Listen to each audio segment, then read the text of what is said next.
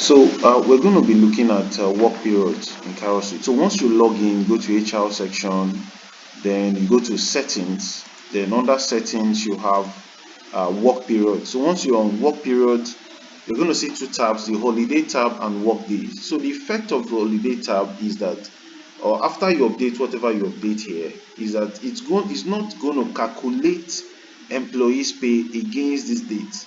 For instance, if number of working days in the month of August is 25 or 22, if you add an holiday in between on any particular day, it's going to remove that. It's not going to count that day as a work day. It's not going to count that day as a work day. So that's what you're trying to achieve here. So anytime you have holidays, you just set it up. It's like a calendar. Just set it up. So the application will know not to include this in the work day calculation for proration purposes. Okay, so once you're here, if you want to add an holiday, you click on any particular date that the holiday is taking place or took place, for example 17th, and then you type the holiday name. Let's say test holiday.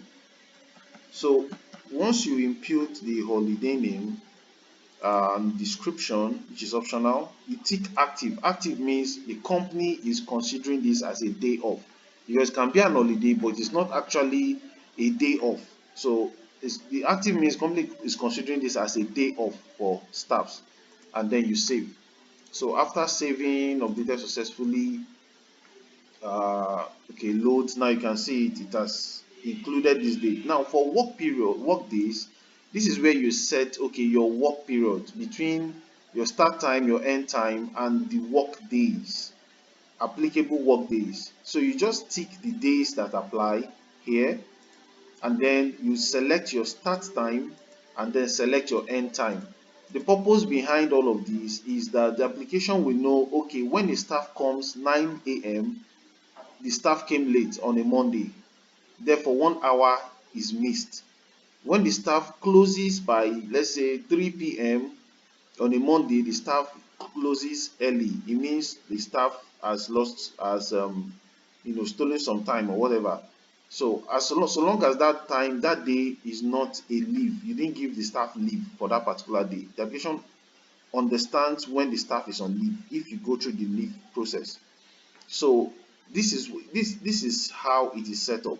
So after you've done this, let's say you have staffs that, okay, they don't work on Wednesday, they don't work on Friday, or maybe on so day they are given allowance or permission to resume by maybe 10 and close by maybe 3, specific staffs.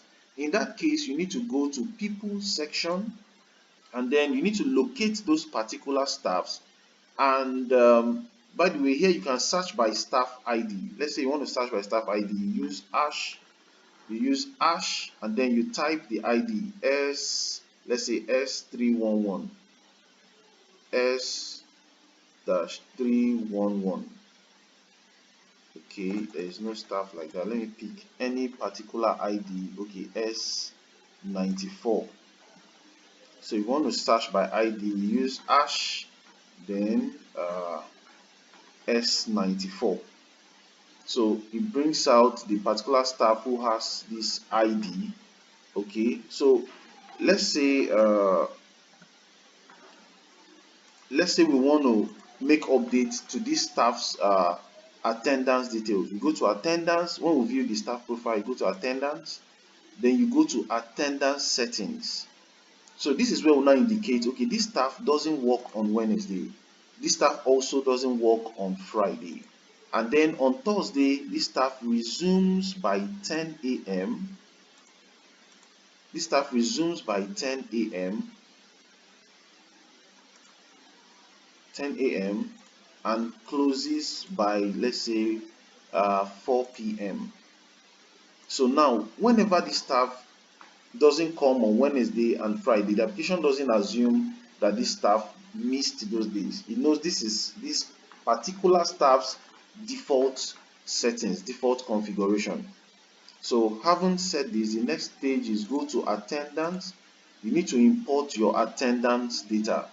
So, and to import attendance data, you go to action at the top right. You can either record attendance manually one by one, or you import it by going to action, import attendance. So on this page, you can download the import sample to see how you should arrange your data.